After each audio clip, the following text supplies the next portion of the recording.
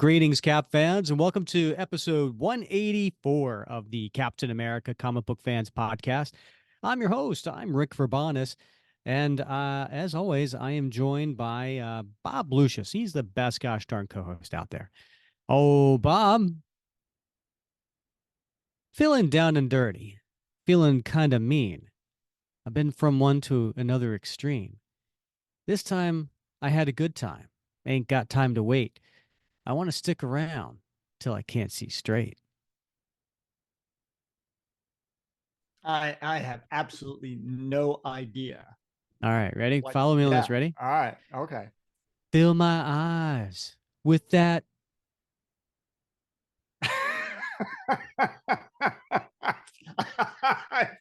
no idea whatsoever. double vision. Oh, okay. Yeah, is this a little foreigner? All Yeah. right. Okay. You Yeah. threw me for a loop, man. I mean, I know the book we're reading today is from the 60s. So, like, throwing foreigner at me That's true. This is caught me actually off 10 guard. years later. This is Yeah. 1978. But I thought it was apropos because it is double vision. And today in the story, we are seeing not one, but two different Steve Rogers. And they could be almost identical. You'd feel like when they're next to each other, you're seeing double vision. And then on top of that, you already said the name of the band is. Foreigner. Right. Yeah. We got a little foreigner action going on in this story too. So I thought it was a apropos. It Nice. didn't. I would have been great if it was 1968, but I couldn't make it all work. Yeah, nicely played though. Nicely played. A couple connections there. I like that. Yeah, yeah. All right. Did you It's ever like growing on me. Foreigner? Oh yeah, absolutely.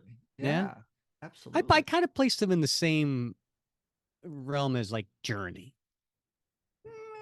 Yeah, okay, okay. I mean, roughly the same time frame, right? I realized something, Rick, this week. It was really, I mean, it was like light dawning on Marblehead, right? I mean, I've always considered myself a child of the 80s, 80s music, all Uh-huh. that. But I realized that really my sweet spot is like 1977 to like 1980 when it Like comes to 1980 music. what? Like 1980. So those 3 or 4 years is. That's my sweet spot. I hear a song come on the radio Mm-hmm. from that like time period and I just like go back, right? It takes me Is it right a back. classic or is it nostalgic, Bob? It doesn't matter. Any song, right? It just takes me back. And I mean, 80s music does that too, but it's just a different feeling for me. And I think, that's that sweet spot, like, middle school, junior Mm-hmm. high, freshman year in high school, maybe, Yeah, those back. I agree. I think a lot of you people know? are in the same boat, probably up to high schools, through high school as well, because Mm-hmm. at that time period, music really mattered a lot. You really Yeah. paid attention to it. You Mm-hmm. really wanted to, what was the newest thing? And, that was like, that was like the thing, like everybody could like talk about, right? Yeah. And some people, depending on what decade you were from, you had records, you had cassettes, you had CDs. Now you're streaming, and Yeah. it's all about your collection and stuff like that. Yeah, of course, that time period was Mm-hmm. huge for music.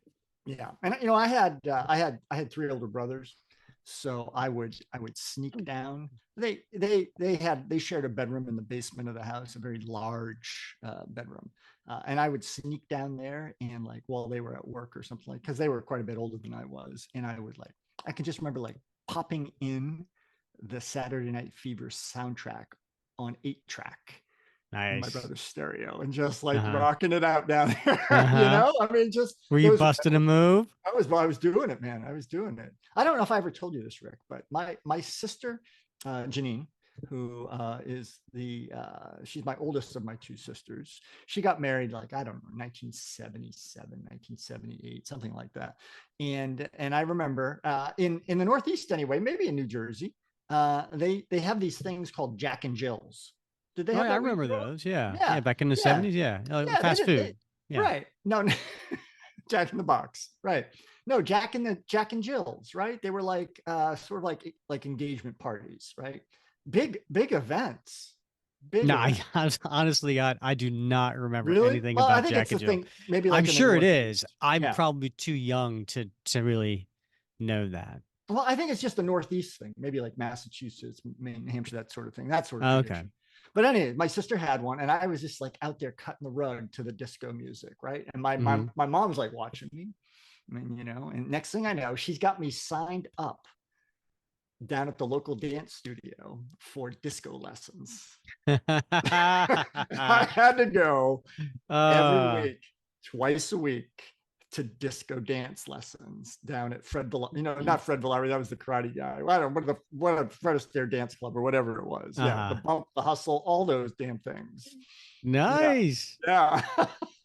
Wow. Good And times. I'm sure you still have some of those moves, right? Oh, I was born with those moves, Rick. So Yeah. yeah, And now instead of doing the bump, it's more of doing the hip hop. yeah. Now it's more of the grind. I just like grinding my hip bone. So uh oh man. yeah. Speaking of which, I saw a really, because I have this, that bad dad calendar, and God, there's a bad one, but I'm gonna tell it to my chiropractor. We're gonna go see him this week. You know, what's a chiropractor's favorite type of music? I don't Hip know. hip hop. Oh, he'll love it. I mean, I'm sure he's gonna groan, but and then he's gonna be like, I'm probably oh, gonna use that. oh, I'll be using that one. Yeah. Yeah, right. Good. Uh oh man, Bob, we got so much going on. So if you are in the Facebook group, we've got we're dead finishing up today is the end of the Sweet 16, which is round two. So if you're listening on this on the day it comes out, April 17th, yeah, it is the end of Sweet 16. And Bob, it is eighth seed versus ninth seed. And you would think, wow, that's going to be a tough one, right? This is because, first round's not so tough, right? Like you're like, oh, definitely like this artist better than this artist, so I'm going to go with that one. Second round, it gets a little tougher, right? And then third round, ooh, it's going to get really tough when we get to lead eight. But I don't know if this was going to be tough today because it's number eight, Steve Epting versus number nine, Frank Robbins. And Mm, so I think they're close in seating number, but I don't yeah. think they're going to be close in votes. But I could be Yeah. wrong. Yeah. You never know. I mean, as you said, we like to remind people this is like favorite, right? So, Hmm. there's nothing objective about this. It's subjective. And, there's a lot of, some folks don't like volume five at all. It's true. Right. I mean, they just don't Yeah. like the direction it went in. And some folks have a real sweet spot for, the invaders, for Yeah. example. So, Yeah. But that volume five, you're right. There are a few people there's some Winter Soldier deniers yeah, that's out right. there. Yeah. You Yeah. know? Didn't happen. Yeah. Didn't happen. Bucky's Yeah. still dead. Can't make me believe it. Hmm. But anyway, yeah, that's going on in the Facebook group. So definitely check that out, and so you can vote because we've got uh starting on the 19th, we're kicking off the Elite Eight. So there'll be eight artists going up. So that's 4 days. And then we take a day off. Then we get to the final four, which is 2 days. And then we get the championship, which is just the one day and back down to two artists. So you don't want to miss this. So make sure you get into the Captain America comic book fans Facebook group, which there should be a link in the show notes in case you can't find it. Um, Also, Bob, birthdays. It's my birthday. We've got a big one is coming up later this week. It's going to be on April 22nd, and it is Steve Englehart. Former guest, all around great writer, Hmm. some of the most classic Captain America stories that any of us have ever read. Indeed. Yeah, talk about a sweet spot for people in the mid to late 70s. They definitely would have been all about Steve Englehart. And you're right, he is a former guest. We did have him on the show. That was back in episode 52, I want to say. And so if you haven't checked that out, just make sure you go to episode 52, we had a great conversation about why he um introduced William Burnside, the 50s Captain America, and Bucky, and then why he had Steve quit um and become Nomad. Just we had some really good conversation.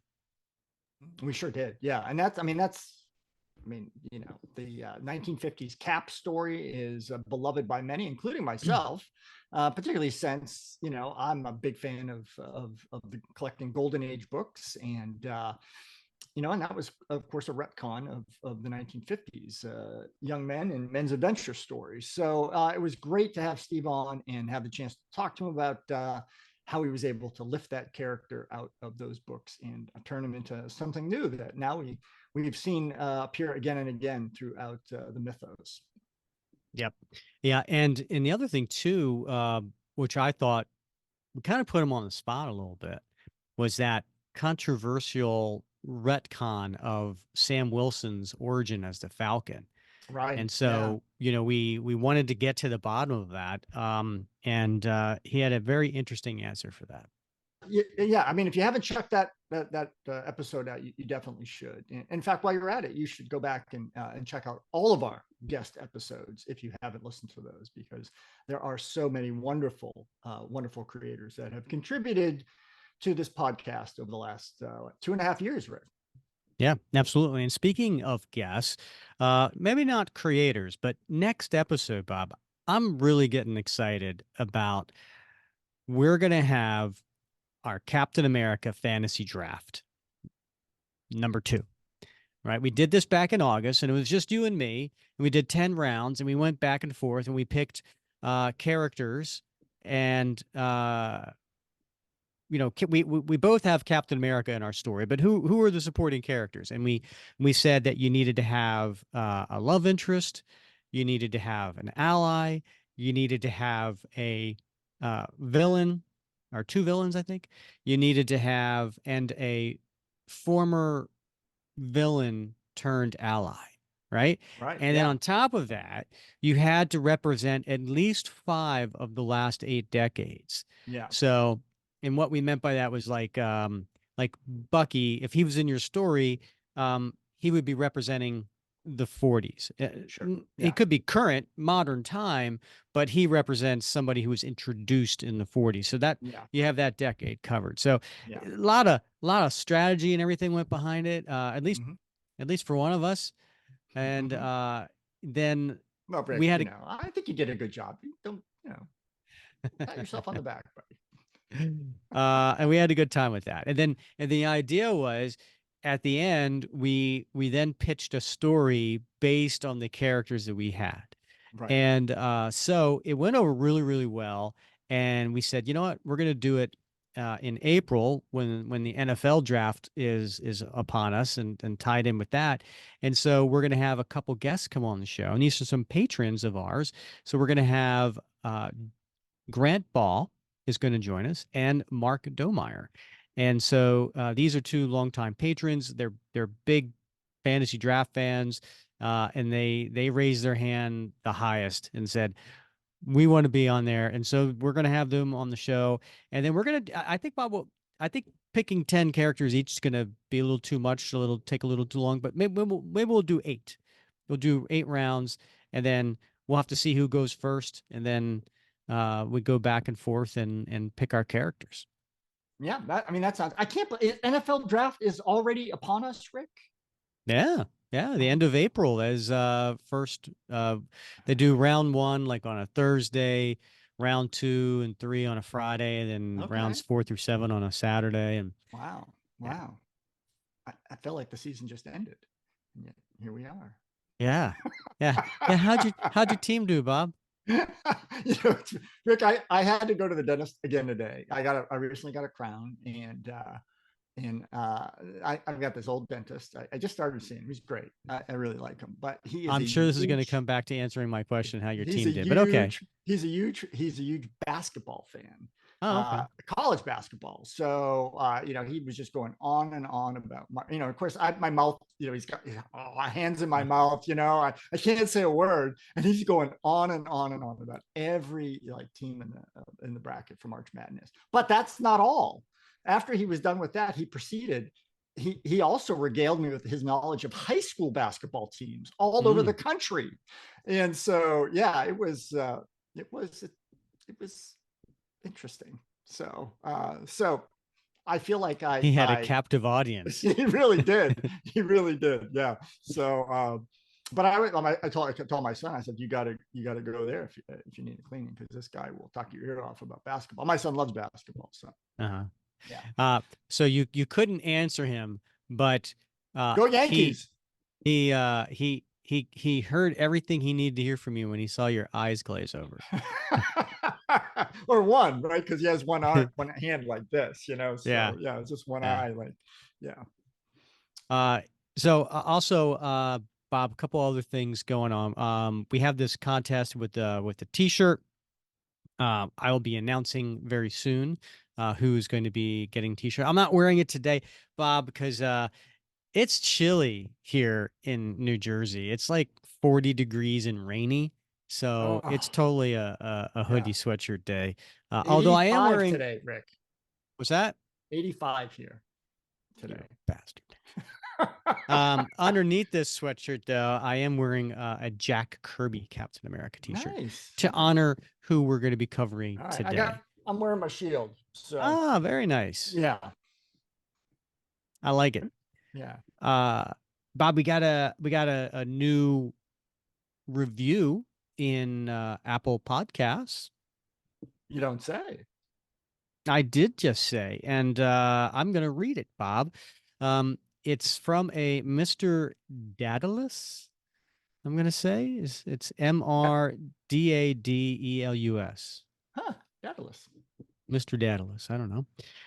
And the topic or the subject says 5 minutes and I'm in. Now, I think he's got the wrong podcast. I, Like we 5 minutes have and to. I'm out, but whatever. That's Exactly. But he gives us 5 stars and he says, I've been listening to podcasts for a few years now, and how dumb am I that I didn't think to look for a pod about the best comic book of all time? These guys know what they're talking about. They're engaging, thoughtful, funny, and they speak to the folks who know why they like the captain. Fan for life. Thanks, guys. wow. Hey, that's pretty awesome. Yeah, thank you, Mr. Daedalus. We Yeah. appreciate that. And you are entered into the contest as well. And if anybody else wants to give us a 5 star review, please go to Google, Apple or not Google, go to iTunes or Apple Podcasts and give us a 5 star review. We really do appreciate it. It helps us get noticed. Then whatever other platform you're on, Spotify, I think you can also do ratings. And of course, if you're watching on YouTube, please do like and subscribe. And we love the comments. Keep them coming. Thank you so much. All right, Bob. I have been rattling on about a lot of different stuff. I think, I think we're ready to get to the comic today. Yeah. We should probably jump right in. All right. So today, as I mentioned before, we are covering Captain America from 1968, specifically issue 106. Let me go ahead and get it from my spinner rack. Hold on. All right. All right. Yo. It is. Dun dun dun. We talked about this last episode because it tied in with the uh the the Streets of Poison, right? And it was Cap Yeah. versus Daredevil, and it said Cap goes wild. Well, guess what? So does this one. And so we thought, what the heck? We're going to cover this. We haven't been back to the 60s in a minute, so we figured we'd check this one out. Ooh, look at that. It just slid right out of that Mylar. I took the tape off first, Oh, Bob. yeah. Good. Yeah, yeah, I did. Um, so Bob, do you want to take us through the cover? Take the listeners and tell them what's on here? Sure, yeah, I'd be happy to. So, I mean, it's an action-packed cover, Rick. Right? We've got Cap, and we've got another individual that looks strangely like Cap, except he's only wearing what appears to be green boots and green skivvy shorts. Looks a lot like those Short short. shorts, yeah. Yeah, they're short shorts. Yeah, like Navy SEALs wear shorts like that, and Who's extremely got tight. short shorts? That's the one. That's Right? the one. Yeah. And there's a tussle going on here, Rick. These two individuals are fighting, and it looks to be they're on what appears to be a movie set of some sort, because we see some stage lighting in the background, and one of them is being smashed because Cap is being hammered Mm. by his lookalike, and this guy has got his right hand cocked, and he's getting ready to punch Cap in the face again, and in his left hand he's got what appears to be some sort of I don't know what it is, some sort of baton, but it's very Kirby-esque because it's Well, got all maybe kinds. it's also part of the studio. Maybe it's like a boom mic. It could be, it has all kinds of widgets and knobs and doodads on this thing. Hmm. But Cap is he's not doing well here in this scene. You could see that he has been pushed back on his right leg to the point where it almost looks like his right knee is collapsing toward the floor, and he's got his left arm up above his head and it's holding a shield. And though his right hand is cocked and ready to counterpunch, it looks like he's not on the winning end of this battle right now. Hmm. Yep. Yeah, it's a very Kirby-esque, as you mentioned, not only in the gear that's on the cover, but also in just the blocking, Yeah, right. and the stance. As I pointed out last episode, the Daredevil issue that came out within 3 weeks of this one has very similar of Cap versus Daredevil in the Yeah. same kind of blocking and so on. But yeah, yeah, it's a cool cover. In fact, this cover Marvel did make into a poster, and they used that to selling posters, and then I'm pretty sure it's been on covers of various collections too. I'll tell you, I don't know why, because it's Yeah. uh it's fine. It's a fine cover.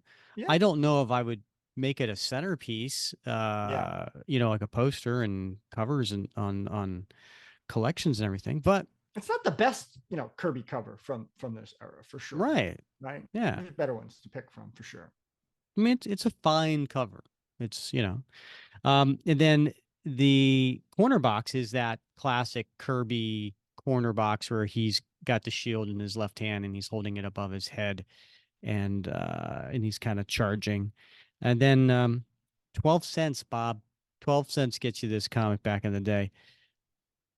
That's crazy, right? A dime and 2 pennies. I mean, who even carries pennies anymore? Much less a dime, for crying out loud. Can't even make a phone call with that anymore. So I think 12 cents would get you all this entertainment. To get a near mint copy right now, it's going to be a little over $100. Wow. Prices Yeah, have gone up. indeed. Yeah. All right, let's get to the creators in here. So this one, as I mentioned before, Jack Kirby is the illustrator.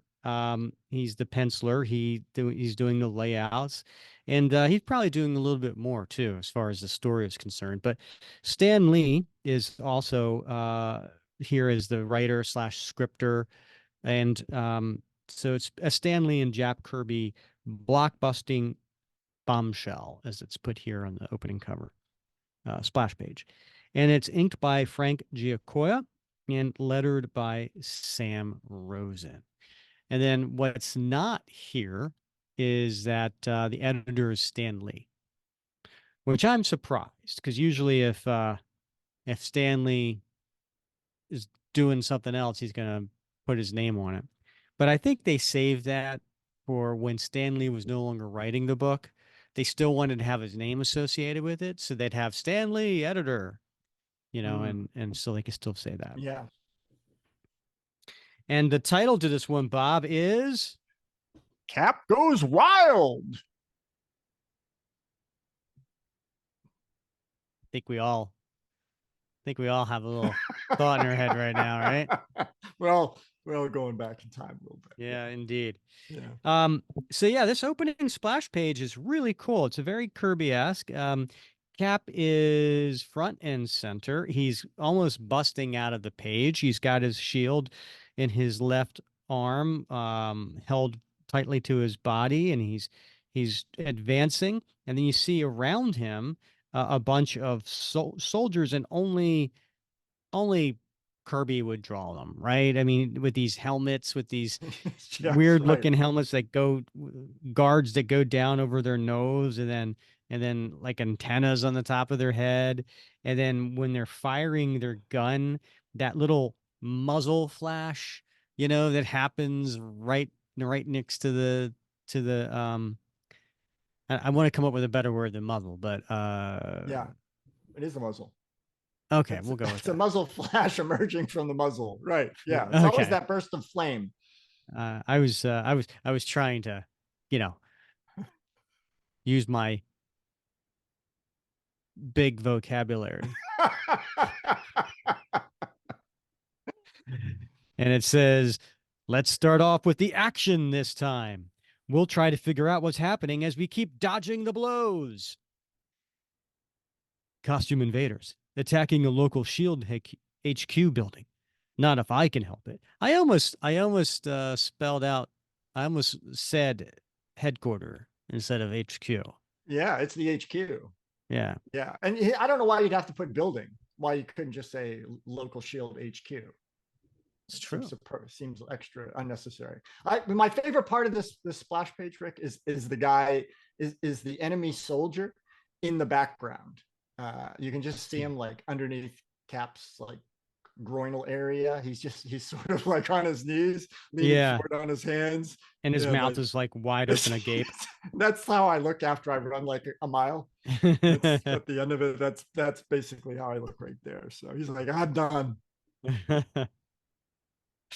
All right, I'm gonna leave that alone. Next page, Cap's still in the middle of the battle, and he's tossing one soldier over his head, and he's got his shield up, deflecting a couple different ones firing at him, and well, one is running away, and he's got some sort of looks like a book in his hand, right? And then he's cradling like a football, and he's running away firing, and then Cap says, one man, running off with a strong box. Slay him. The contents of this box must reach their goal. We shall not fail. And I love this panel because the two guys are firing and it's going directly into the middle of the shield. Yet one guy's in front of Cap and the other guy's behind Cap. Somehow, somehow they're Yes, both hitting the center of the shield. it's some crazy geometry we got going on here. It really is. Yeah.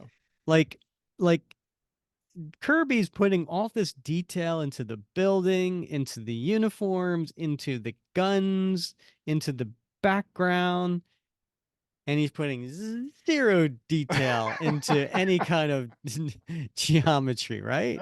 Yeah. There's some sort of Oriental commandos. But how did they get here? Oh no, you don't, mister.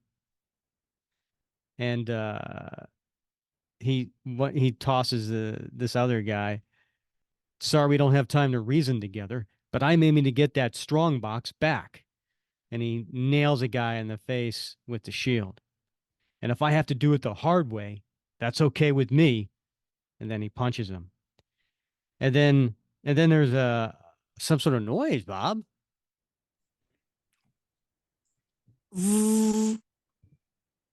Up in the sky, overhead. What's that buzzing? It's getting louder. A magnetic grapple suspended from the helicopter. He's throwing the box at it. No! You're too late. I did it. Now, Operation Replica cannot fail. Operation Replica? Our mission has been most eminently successful. We have captured Shield's LMD file. The secret of their life model decoy process is the one missing link we needed. Now, fold back the rotor blades and activate all jets. We shall reach our destination in a matter of minutes. The Operation Replica will become a deadly reality. And sure enough, yeah, it's cool. The helicopter they're in, the the helicopter blades get folded back, and it becomes like this, almost like a submarine, kind of spaceship type of thing flying. And you know what, Bob? On the top of it, it's the same thing. It's on the top of their stupid helmets. Same green antennae. Yeah, Yeah. but they are so fast and they are so high up. It's almost like they're in orbit, Yeah. going over the globe. But apparently they're going to get to their destination in minutes. Yeah, it's a pretty cool panel, right? Because you see the Earth far below the globe, and this thing has become extra atmospheric. It's zipping over the curve of the Earth, and but in space you can see the moon, and you see typical like Kirby-esque. He's got stars and different colors out there, and all sorts of nebula gases and things like that, and in the Mm-hmm. sun far off in the distance. It's a very picturesque panel. Kind of reminds me of the time when at the end of Tales of Suspense, it was that Black Panther story that culminated in Captain America 100. Remember that when he sent Black Panther sent for Cap, and he put him in a Oh little ship, and yeah, then he got across yeah. the Yeah. yeah, yeah, it's a little reminiscent of that. Yeah. Well, that's the key, right? You get up high enough, the earth spins fast enough, you just go back down. Boom. Wow, Yeah. I didn't know that. Good work, Cap. Not one of them got away. No, the hirelings are still here, but they got what they were after. And Cap pulls his mask off. They must have been landed in that same whirlybird. It's a cinch they didn't stroll around the streets in those get-ups. That's it, fella. Stand nice and quiet like. So all these police officers are there. We'll learn who they are sooner or later. And then there's a car that pulls up. And there's a guy dressed in a suit and wearing a fedora, and he's driving a car, and he has the window down, and he goes up to Steve. Hop in, Avenger. I'm one of Fury's fanatics. The Colonel tagged me to be your fairy godmother for today. When I need a keeper, I'll let you know. Get the chip off your shoulders, son. I'm on your side. Here's my ID. And he hands it to him. Next thing you know, Cap's in the car and the shield's in the back seat, and the guy driving the car is just having a cigarette. What was that in the strong box the Reds made off with? I kind of thought you'd ask. It held the newest formula for our LMD research. Pretty careless of you letting them get it, I'd say. Well, you can't hit a homer every time at bat, but we managed to win a few ourselves. And then we get to Cap's, I guess, apartment. How come you're using the service entrance to your hotel, Cap? How'd you like to walk through a main lobby in costume? With shoulders like yours, I wouldn't care where I walked. And then we cut next page, and already Cap's he's wearing like slacks and a robe that's not tied and no shirt underneath. It's like a dressing jacket, right? I Yeah. guess. Nobody wears these anymore, but I think they were pretty popular back then for men. And Steve's got a receiver of a phone in his hand. I can't tell if he's picking it up or putting it down. Look, mister, I've got things to do. If you've anything on your mind, spill it and then take off. Well, he's not very friendly, is he? It's a little grouchy. Sorry, Cap. Fury wants me to show you something, and it's going to take a while. But if you want to phone some chick, go ahead. I'm in no hurry. No, I guess I'm better off not calling her. You mean Sharon Carter, eh? Forget it. The less I say, the less I think about her, the better. I know how it is, fella. I had gave up on my girl when I became an agent too. Skip the sermon. I'm waiting to take a shower. You can do that later. This won't take two. This won't take long. Next panel, Cap's got his but his take your jacket off, would you? yeah, and now he's Yeah. shirtless, right? What won't take long? I'm not in the mood for mysteries here. And the guy's like coming up behind him smoking a cigarette. This isn't creepy at all. I know it, son, but I'm not trying to bug you. Honest. Then get to the point, man. Look, sit down and relax. What you're about to learn may come as a shock. Is it about Sharon? Is anything wrong? No, it's nothing like that. I just have a little film to show you. Oh man. Just take off your shirt. Just Sit down, relax. relax. I'm going to show Yeah. you a film. Don't Cigarette? worry about dames. Did you ever see a grown man naked? You ever Oh, you ever been to a Turkish prison? yeah. Leslie Nielsen. God Uh, bless him. I love how in like two panels previously, Cap's like, forget it. The less I say, the less I think about her, the better.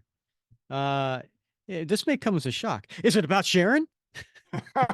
Like Yes. he just jumps right on that. So Cap sits down without a shirt and he sits in a big old comfy chair and he leans back, closes his eyes as the man sets up the projector. A film? Then go ahead. Have your fun. If Fury's agents have nothing better to do than go around showing home movies, these are hardly home movies, Cap. They were produced by a large studio on the West Coast. But I'll let you see for yourself. This window shade will make a perfect screen. Now remember, what you're about to see will come as a surprise to you.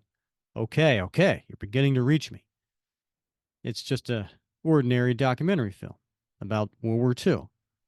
Say, it even has some old clips of Bucky and myself. But there's nothing out of the ordinary about this. I was just waiting for him to go, "Oh, Bucky." Right? I mean, Right. Yeah, that's you're the right. only thing it's not trite Yeah. and missing, right? Yeah. Yeah, that's right. This is that time frame. Sure. Just keep watching, Cap. What's that? A scene showing me with a helpless enemy prisoner. I'm taking my rifle and aiming at him. I'm firing. I've hit him. It looks like I've shot him in cold blood. But it never happened. These are all phony pictures. Someone's trying to make me look like a savage killer. Who's behind it? Who's faked those pictures? We're not sure. We haven't been able to trace them to the source. Fury thought you'd want that job. You bet your little tin badge I do. We can give you the name of the studio that's distributing the films. With that as a starting point, perhaps you can learn who produced them and why. Mister, book me on the next flight to Hollywood. And I mean now. And maybe I'll go take that shower. I mean, I'm half undressed already. Yeah. All right, so we turn to the next page. What? Ripped from the pages of real life. But our suspenseful saga does not, alas, concern itself with personages like Raquel Welch or Stella Stevens. It's even unlikely that we'll run into Sandy Dennis or Faye Donaway. Instead, we now turn our attention to, of all places, the Far East, where we find who is it, Bob? It's Mao Zedong, the And for chairman of the People's Communist Party of China. yeah, yeah, because he was definitely still in power at this time. Hold up, Rick. I got to stop you. Yeah, So the list of personages that you read is different than the digital copy that I'm reading. you don't say. Yeah. All right, so I have Raquel Welch. Do you have Yep. Raquel Welch? Bingo. Stella Stevens, Got it. Sandy Dennis, Nope. Faye Donaway. No. Who do you have? Doris Day and Rock Hudson. Interesting. What a mystery. Why would they do that? I don't know. I mean, Faye Dunaway is a fairly popular actress Sure. and Yeah. recognizable name. Sure. I'm Sure. not very familiar with Sandy Dennis, though. I don't recall her. I mean, I'm pretty familiar I with know Sandy actresses. Duncan, Sandy but Duncan, you would know, right? not Yeah, Sandy Sandy. Dennis. Yeah. Yeah, I'm not familiar with Rock her. Hudson. Yeah, Huh. Doris Day and Rock Hudson. Yeah, How those about two. that? Yeah, interesting. Hmm, a mystery. Tom, if you're listening, I'm Braveheart. I'm sure someone made a decision there. Yeah, It's just I wonder what it is. Um, all right, so it's it's it's is Chairman it Mao. chairman? Chairman Okay, Mao. I, Yeah. I couldn't remember what to call him. Chairman Mao. We are at last ready to undertake Operation Replica. Let the proceeding. And so, yeah, this is a very much a life kind of representation of Chairman Mao. Um, and then the background, totally Kirby-esque machinery, right? Like there's somebody at a switchboard and he's pulling, turning dials and pushing buttons, and he's got a really funky headset on, but the whole wall is just filled up with the kind of things. And there's another guy standing behind Mal with just a cigarette, and he's smoking, and he's just looking on. And then we cut to the next panel, and we see this huge device. Looks like a weapon of some sort, like a firing cannon, right? But it's going into the the the nozzles are going into holes in the wall. Slowly, dramatically, a giant lead-lined tube containing vital components, as described in the stolen shield file, is positioned for immediate activation. Careful, the chairman will tolerate nothing less than complete success. Seconds later, the heavily guarded hidden lab building, located deep within the lonely northern provinces, begins to blaze with an eerie light that illuminates the evening skies for miles around. What now transpires within yonder walls? It is not for the unworthy like us to question such matters. Next page. Woo! It's a giant Wow. splash. Bob, I'm gonna give you the opportunity to describe this one. I don't even know where to begin, Rick. So, I mean, I guess I should begin that in the lower right hand corner, we see a gurney of some sort, and it's being raised. So, it's at about a 45-degree angle. And on it, it looks somewhat like the guy that we saw on the cover Yeah, of because this comic, right? you can't miss those short shorts. Right. He's got those green short shorts and he's very muscular, much like Steve Rogers. We can't see his hair in this, but it looks a lot like Steve Rogers. And he's laying on this gurney and it seems to be being elevated or maybe lowered out of this big machine. And it's very Wonka-esque here. I mean, it's a I shouldn't say that. It's like it is Kirby, but when I see this, I think, Mm-hmm. well, this looks like something out of a Dr. Seuss story, right? It is Hmm. whirring gears and bells and buzzers and things spinning, and I mean the entire rest of this splash page is taken up with this machinery that we are seeing this Steve Rogers guy being popped out of, like out of an oven, maybe, right? Like Mm-hmm. he's just been baked in the oven of some sort. Yeah. Yeah. No, well done. It is crazy. And we'll put an image of it on the video. But if the baffled guards could peer into the incredible chamber within, it is just barely possible that they would remain as mystified as ever.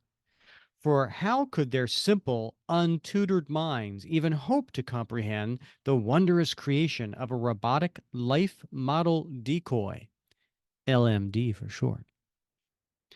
We have done it! He is a perfect replica of the accursed Captain America. The chairman will reward us most handsomely for these days' work. Enough! All power circuits off! And then we cut to the next page, and sure enough, the LMD there is the one from the cover and does look like a Steve Rogers. Amazing. He has truly improved upon the original. He is smarter, faster, stronger than the one he is programmed to destroy. Lower him into the shipping case. He represents the work of many long, hard months, but he shall more to, but he shall prove to be more than worth the toil. Our job is completed, comrade supervisor. All he now lacks is the proper costume. Ah, so, Bob. I don't even know where that came from, right? I mean, I've heard I this don't know so where it many, came from, but I you remember know, being a kid. of That's course. what you said, because ah, so. Right, I don't exactly. know where that's from, but I don't, Stan Lee decided to put it in here. it must have come out of Charlie Chan or something. No, was it Charlie Chan? Who was the detective sort of guy, I don't know. in the white suit? Uh, somebody will somebody will Kojak. comment and let us know. Yeah, Yeah. Kojak. Somebody will let us know in the comments. The costume shall be obtained from Captain America himself, immediately after our so clever replica has slain him. What the comrade supervisor says shall surely come to pass.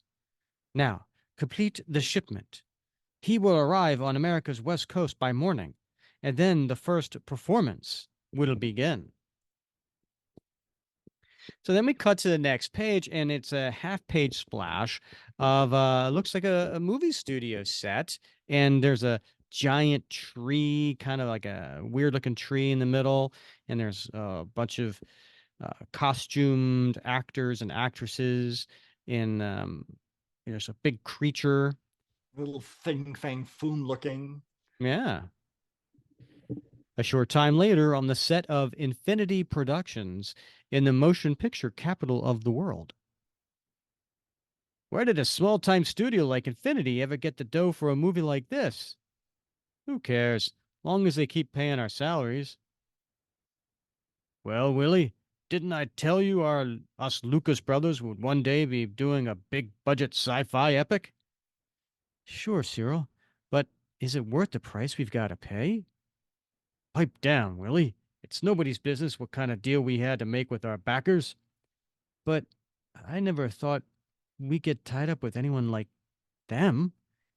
You know who they are, Cyril, and what they are. Why did we ever do it? Didn't I tell you to cool it, little fool?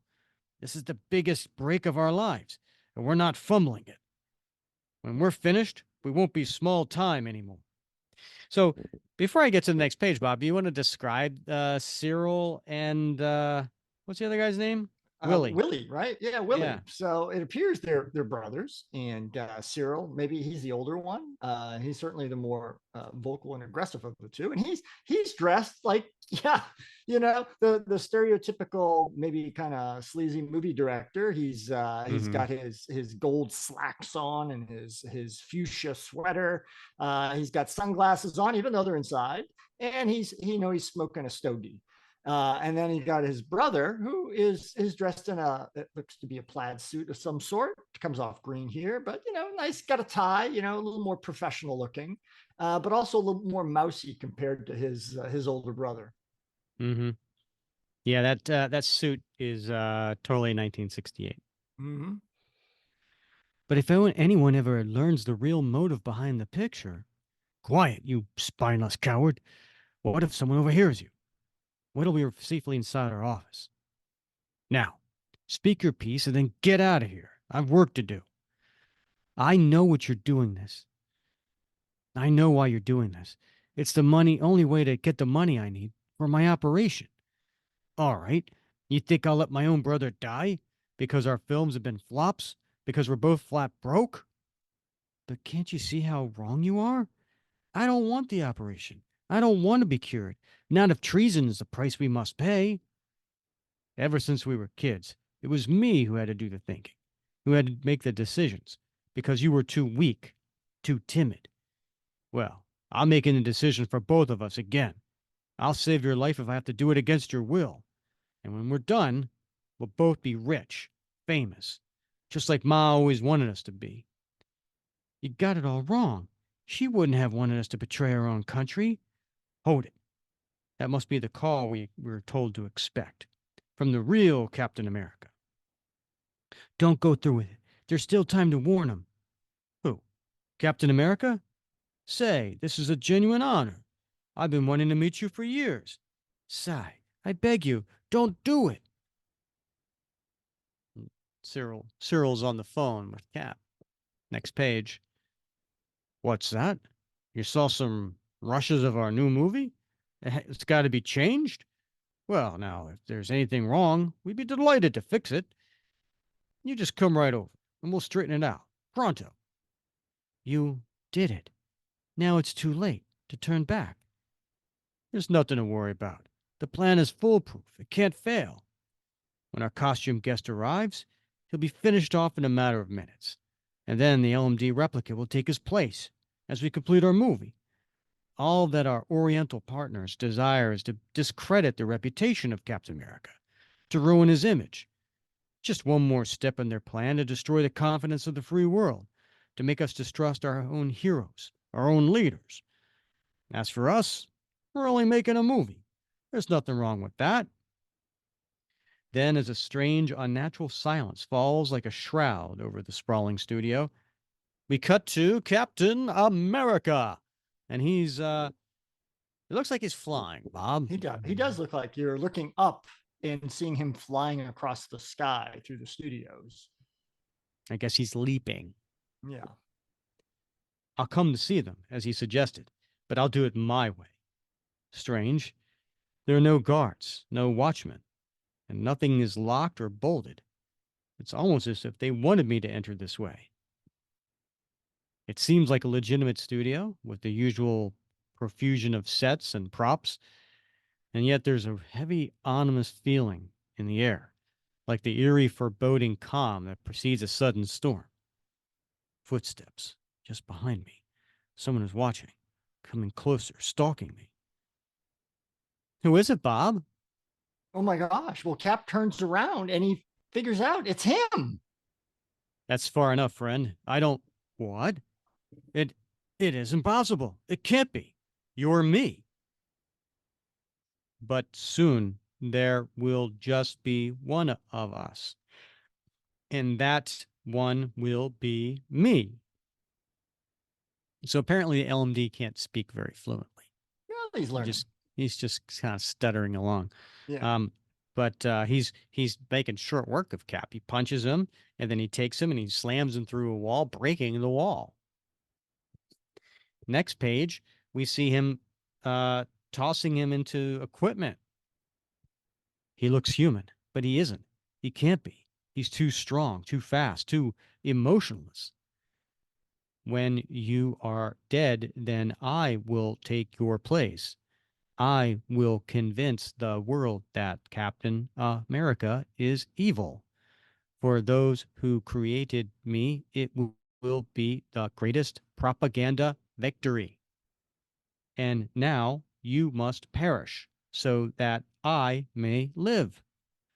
He tore off that steel post if it's just cardboard. There's no doubt about it. He's an inhuman LMD programmed by the Reds. And that's the thing he has on the cover, right? Indeed. And he's taking it down and putting smashing Cap, but Cap puts his shield up. But Cap is laying on the floor, but he has a shield over protecting him.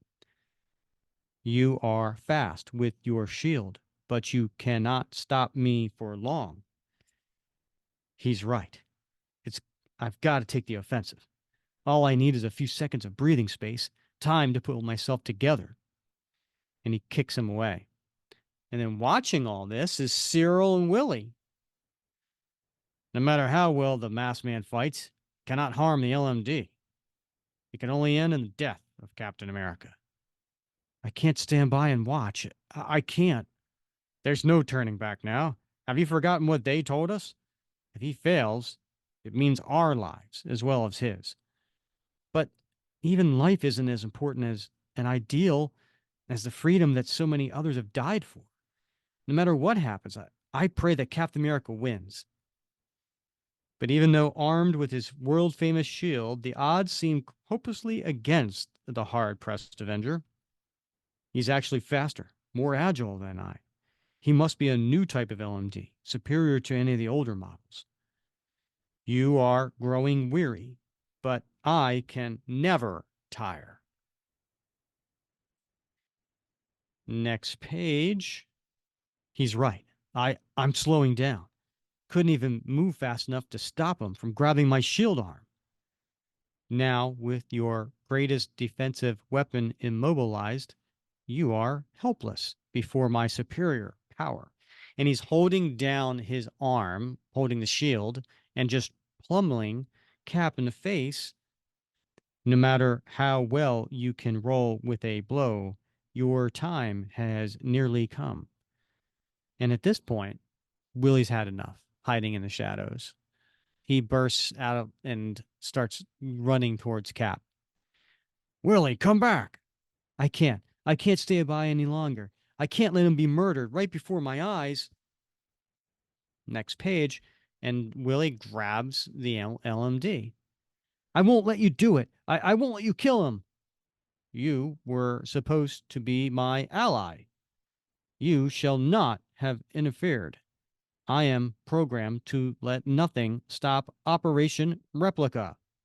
And he just picks him up and he throws him. Have to get up. Must strike back now. He hurled him away as effortlessly as a dog would shake a flea. He has no more conception of right or wrong than a machine. Nothing that lives can stop me. And he throws Willie hard. You lie. I will stop you. Never. I am too strong, too fast. I am the instrument which will destroy your nation and your liberty. Not while Captain America lives. And he punches him in the face. He can't be hurt. He shrugged off my blow as if it never landed. I can delay no longer. Now the end must come. And he takes a piece of machinery and puts it over top of Cap, wrapping him up in it. And now he's tying, as Cap's laying helpless on the ground, he's tying his boots. If you cannot move, you cannot defend yourself. Have to make my break before he can tie that knot. It's not just my life that's at stake, but freedom itself, a freedom that must never fail, and it never shall. No matter what inhuman powers you may possess, no mere human replica can ever have a fighting spirit. Next page. I've done it. My legs are free, and now, wait, what's going on? His body, it's beginning to glow. He's quivering, shaking, growing unsteady on his legs. There's something wrong with him. It's his molecular structure, the basis of all LMDs. He's running, trying to get away, and it's got that Kirby crackle all around him. All around him. He's panicking, desperate. He's crashing right through a brick wall, but he can't outrun if that's inside of him. I've got to go after him. Can't afford to let him get away now. That won't be necessary, Cap. You just stay where you are. It's the guy. It's the guy. It's the Fury shield fanatics. agent. Yeah, Yeah. We still don't know his name. we don't. Yeah. He won't be a pretty sight when he begins to fall apart. And he's just leaning up against the remains of the brick wall, holding a cigarette.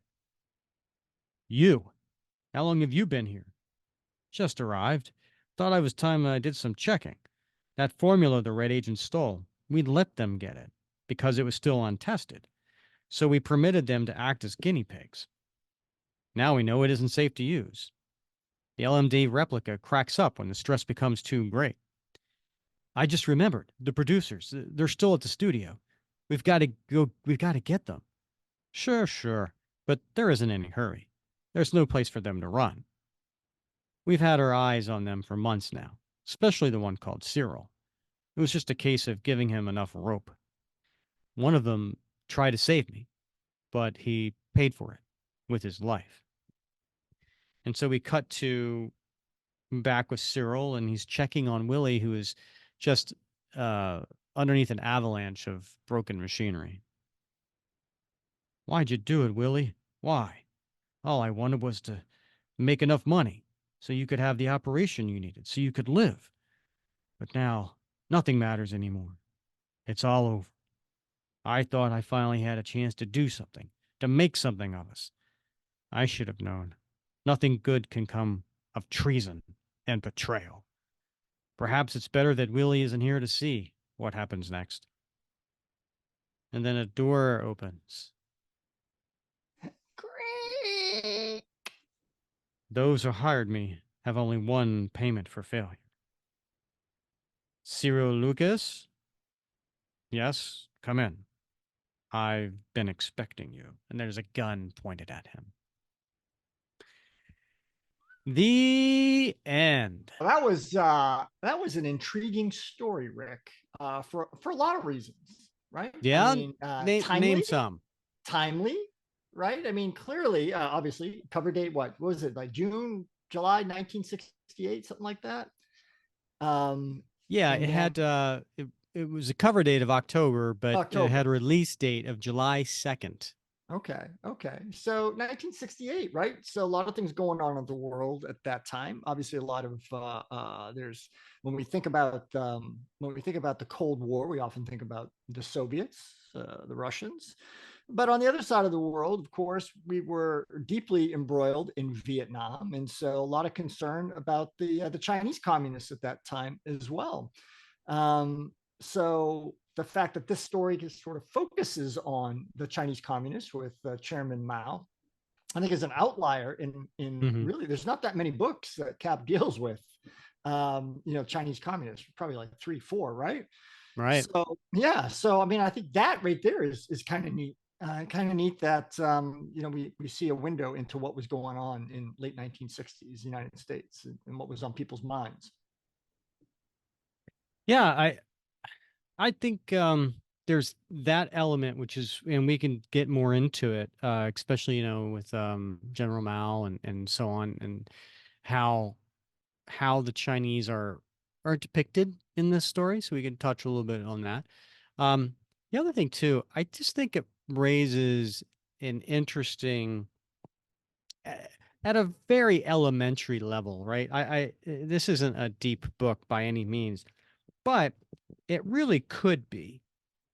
Um, it really could explore the whole, what does it mean to be alive? What does it mean to have, your own will and so on. And I thought it was interesting at this point where it said, Cap said, no matter what inhuman powers you may possess, no mere human replica can ever have a fighting spirit. Hmm. Yeah, And yeah, heck, you could take the word fighting out and you'd still right. be right, right? Yeah, But for Cap's point of view, it's a fighting spirit. So if someone to have that, it's a will to hmm, live. there's that, you Yeah, know. I mean, you've seen the movie Blade Runner, right? sure. Yeah, Right. And so the way they use the word replica a lot here, and in Blade Runner, they're called replicants, yeah, right? And these are, for lack of a better description, they're life model decoys, yeah. right? Right. That are made for various purposes. Some are made for labor, some are made for, and I say, Pleasure, what? pleasure. Yeah, there's definitely that. Yeah, And when I there's say definitely that. labor, I mean some of it is like hard labor, like in the Right. trenches Yeah. kind of labor, and Off world. some is just cleaners around the house. Yeah. Some are made to fight wars, um, and but they were put into a fail-safe device that they can only live so long, and then they Right. would die. Yeah. And some of them rebelled because they had the will to live. And it Yeah. was an interesting story. Takes place in the future, but really it was a philosophical movie about what really what makes somebody a human. Yeah. And I got a little bit of that vibe here in this story, Sure. Yeah. just a little bit, but Hmm. I don't think I would have gotten that if I didn't have this other backstory in my mind. You know what I mean? Yeah. Um, but I don't know. What'd you think? Yeah, no, I mean that makes a lot of sense, right? I mean, obviously we're working in very short an amount of pages where Kirby can only go so deep. And right, this is 1968, right? I'm not sure when Android's Dream of Electric Sheep came out, Philip K. Hmm. Dick's novel on which Blade Runner was based, but I mean, I think he was breaking some ground here. Even the whole life model decoy thing, particularly in the Fury stories, um, in Strange Tales, and I mean that was all really breaking some new ground. And I think Kirby took it a little further in this one, asking some questions, but never really. I don't think we really got a really satisfactory answer because it's just the format of the book. Prevents the author from only going so deep, but it's a great conversation to have. Bob, I'm so glad you brought up the story duo Android's Dream of Electric Sheep. It came out in 1968. Well, there you go. Yeah. Yeah, How interesting. about that? I mean, Yeah. like, you, did Stan Jack have some of that in the back of their mind when they were putting this story together? Interesting. Yeah. Huh. Yeah, the pop culture feel, books, particularly science fiction books and spy books, what was popular in the mid to late 60s, definitely found their way into comic book stories. So I'm sure there was a lot of boring back and forth of these ideas. So wouldn't surprise me a bit. Yeah, interesting. Yeah. Yeah, I will say, Rick, that one of the things that really struck me about this story is the writing, right? I mean, yeah, there's it's the Sharon stuff, and just sort of the back and forth between Steve Rogers and the unnamed Shield agent, the dialogue, but there's some heavy duty vocabulary in Hmm. this writing, and I some know. turn I was having trouble pronouncing them. some turns of phrase, right? But it reminded me how comic books were written in this era really were a boon to young kids learning to read and developing their vocabulary. Yeah, Hmm. I love, there's some great writing today, but it's just something different, right? I think they made an effort back then to pepper in vocabulary words that maybe weren't in like your everyday street talk language, Right. and just taking it up a notch a little bit. And I hesitate to say it was an intentional educational Hmm. objective. Maybe it may well have been, Hmm. but definitely you can pick that up in this writing. All right, Bob. Shall we get into favorite panels? Yeah, that sounds great. I get to go first. All right. So you went first last time, so I get to go All first. right, I'll take your word for that. I have it. I have it right here, Bob. It's in my All right. notes. All right, I See, would write Bob that down. first, Rick Okay. first. Yeah, it's in my notes here someplace. Yeah. So somebody's gonna Well, somebody's gonna like that's a grocery freeze list. panel that, and they're gonna like go through and like, oh, what Rick's writing here. What does that mean? Which cartoon character does Bob represent? Hmm. I'll give you a hint. Giggity giggity. Uh, all right. So, my favorite panel, I'm gonna have to go with page 8 and that gigantic splash. Um, this one right here, right? Like this. That's my favorite panel, just because That's of a the pretty good the panel. the Yeah. Kirby goodness that is in there, and it's just you don't see this in an Archie comics right now. I'm gonna tell you right now. It's this this is this is fantastic.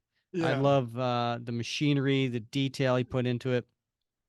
I wonder how long it took him to do this one particular page, but I bet you just like I get the sense, I don't know. I mean, I don't know Kirby from from from Adam. But like I bet like weekend to Sunday, he's on the couch, he's got a drum board in his lap, he's watching like TV. He's just doing It's that. possible. George Perez did that. Did he? Yeah. It's just automatic, just draw Yeah. on that machinery. I It's mean, like I color, yeah. adult coloring books. It's always relaxing. Just drawing Oh, lines, filling tell them me more in. about these adult coloring books. Boom, jigga, boom, boom. Yeah. Do you use the color flesh a lot? I saw an adult coloring book the other day. It was animals farting, and it was just like animals, but with like a little coming out behind them. And that was a coloring book, like 20 pages of different animals tooting. So What the heck is that? Are you kidding me? no, I'm dead serious. Yeah, I saw that. I can't remember what store I saw that at, but And you didn't pick it up? I didn't get it. Yeah. Yeah. No? Yeah. Oh. What's your favorite panel in this story, Bob? I think I'm gonna, there's so many to pick from for me, but I think I gotta go. I love the bottom panel on page 5, and it's the one where Steve's got his shirt off and he's like in his easy chair, and he's got Nice. he's got a look of resignation. But what I love about this one is we get like a whole like look into his apartment slash hotel Yeah. room, right? Yeah. And we can see like he's in his like den slash office, and we can see out into like the TV room. And he's got a bookshelf covered with books. There's a little like rudimentary computer on the table, which would have been very advanced at that point in time. Mm-hmm. So we just get a little taste of Steve Rogers' personal life, which I'm a little creeped out by the Steve sitting in the chair and how he's sitting in the chair because he's got his head tilted back and his yeah, eyes closed. And yeah, then he's got his hands in his lap, but it's covered by the jacket he his took dressing off. jacket. Yes, It's yeah. a little disconcerting. All right, well, and he's it looks like he's flexing too. So he's not, his shoulders aren't slumped in a relaxing, You like mean, I don't know about you, but if I have my shirt off and there's another person in the room, I'm always flexing. All that's a good point. Yeah, good point. Oh my right, what are you goodness. putting on a t-shirt? All right, I am going to go with page 2, bottom left Mm-hmm. panel. Mm. It's the one where a Cap is punching one of these Oriental commandos in the face, and he says, "And if I have to do it the hard way, that's okay with me." That's a good one. That's a good one to put on a t-shirt. Yeah, yeah, I like that. simple and sweet. How about yourself? I'm putting the opening splash page on it. Oh, yeah, that's a I nice one. want everything that's there. I want the title, Cap Goes Wild. I want the Mm-hmm. description. I want the thought bubbles. I want the, credits. I want it all. The I want that exhausted whole, guy, the exhausted guy in the back on his yeah, hands and knees, like he yeah. just got his ass handed to him. Yeah. Well, speaking of which, the position he's in and the expression on his face, I almost think maybe he sat in one of those helmets.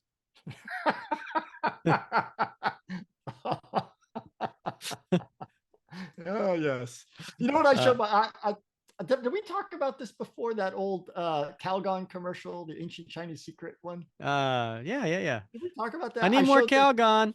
Ancient Chinese secret. Yeah. Huh. I showed my wife those last night because she didn't remember those. And so yeah.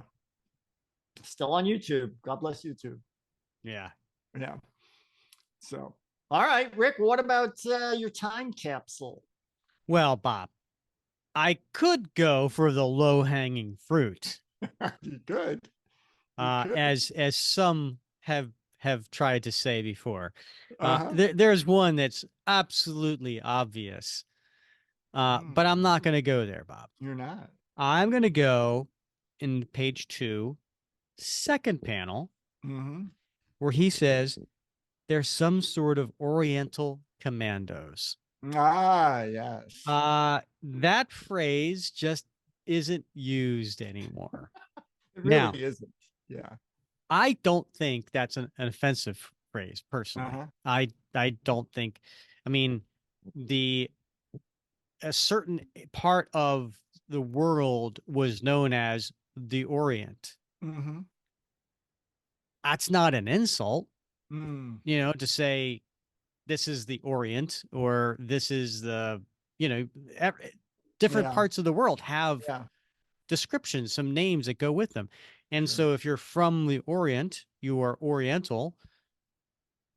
I I personally, now I don't live there. I can't speak for someone, and maybe someone who lives there would say, "Oh no, that's totally offensive." Well, then tell me.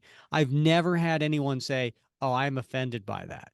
Yeah. Never. I've never Mm. heard it. And I work with a lot of Asian people. Of course, I don't refer to them as Orientals, so maybe Yeah. that's probably why it doesn't come up. Yeah. But Yeah. I think the problem lies in like I agree with you. I think most people that I know who are of East Asian descent mhm, or Southeast Asian descent wouldn't care like one way or the other, right? I think there's two issues, right? One is it's often associated with that period in European history of colonialization and the exotication of Asia, right? And so this mhm, term Oriental versus Occidental, I think, has some baggage, and I think that's one reason why mhm. Westerners generally shy away from using that term. And the other is it just sort of homogenizes, right? So my dad used to use this word a lot, and he would say uh, like Oriental food, right? Yeah, right, sure. There's no Oriental food, right? It's like saying you're going to have European food. Like, is it French? Is it German? Is it Dutch? Is it English? Is it Norwegian? It's the same thing. It's like there's no like Asia is such a big place with so many different cultures that like what's Oriental food, right? It's Chinese food or even better Szechuan or like Vietnamese or so Mhm. I do think it can be a bit of a just sort of a homogenization of a very diverse culture, and we should just say what we mean in those cases. Yeah, I think I agree 100%. Totally see the homogenizing. Uh, a, it is a term used for someone who is unfamiliar, unaware, or even disinterested in finding out uh, Right. of a Yeah. particular, like, oh, Yeah. you're from fill in the blank, Right. China, Yeah. whatever. Yeah. And so either they don't know or they don't, or they're too lazy to find out. Yeah. So it's just a generic term, and it's it's no different than throwing out there, something to do with South America. Yeah. Right. Like South America, yeah, it's huge. Right. Yeah. Or like, Africa, right? Oh, you're African. Well, I Right. mean, like, there's like, what, 50 countries in Africa or something like that. I don't know how many countries. There's a lot, right? All the way from North Africa, Egypt, all the way down to, South Africa. A lot of places, Hmm. but it did speak to the times, and Yes. certainly in the 1960s, that word was still in common usage, far less so now. Yeah. I've actually, my kids, I don't know, 5, 7 years ago, I couldn't tell you, but I would say, I think I used the word Oriental, and they were like, I was like, what? And like I said a bad word or something, and I was Right. like, look, Go to your room. Go to your room. yeah, I don't know. It's just it is what it Yeah. is. So, Right. but I don't use it anymore, Yeah. because I want to be uh sensitive, Right. right? I want to, Just say what you mean, though. yeah, Right. Yeah. exactly, Take yeah, the time to, like you said, take the time to like learn and then be more precise. Right. yeah, exactly. Yeah. Um, All right. All so right. Bob, what do you put in your Yeah. time capsule? I could go with the low hanging fruit, Rick, Hmm. which is Hmm. very tempting, but I'm not. I'm not going to do that. I'm going to go with starting on page 4, this unnamed. And by the way, I really like this unnamed shield agent. I wish we saw He's more of got a little him. bit of an attitude, doesn't He's he? got some spunk to him. Yeah, I like him. He's like, we're not in any hurry. They're not going anywhere. They can't run Yeah, and he's an far. older guy, so I like how he's like referring to like Steve as son. Hmm. He's like not taking any guff from Steve. He's not like cowed by Steve or intimidated by him. But I love the fact, or I don't love the fact, but it's certainly emblematic of this time that like he's smoking in the car. Mm-hmm. He's like in Steve's apartment, just lighting up Mm-hmm. in Steve's apartment. I'm like, dude, I live here, and Right. I think, very much 1960s, right? Everybody's smoking, it's very cool, very Mm-hmm. suave. We've even seen, in the Steranko issues of Cap, Steve Rogers smoking. Mm-hmm. So, it is a sign of the time. And those times are long gone for us, thankfully, and for lung Mm-hmm. cancer and emphysema and all those things. So I'm putting the cigarettes in my time capsule. I like it. I Yeah. like it. It's a shame neither of us went for Chairman Mao or Chairman any of Mao. the celebrities named, you Right. know. Yeah. That was a Uh busy panel. yeah, totally. That was Yeah. I figured you were gonna pick that, but kudos to you. Yeah. All right, Bob. Well, next episode, are you ready for the draft? Have you done one iota of preparation for this? Not a single molecule of preparation. All right. Yeah. Neither have I. Yeah. Uh, I I hope you've taken some learnings from the first time, and you Not in the you least. realize go try to pick the popular characters before they're all gone, and then you're stuck with a whole bunch of unpopular characters because then your story's not going to get the votes. But I will be happy. Then uh, God love you. I'm one of those guys who wears a t-shirt to games that says, I just hope everyone has fun. All right, that's fair. Yeah. That's fair. Yeah. Sergeant Duffy, here we come. Indeed. All Yes. right. Well, as always, Bob, it has been really fun wrapping cap with you. It has. I can't wait to do it again next week. All right. He's Bob Lucius. I'm Rick Verbonis, and you have been listening to another episode of the Captain America Comic Book Fans Podcast.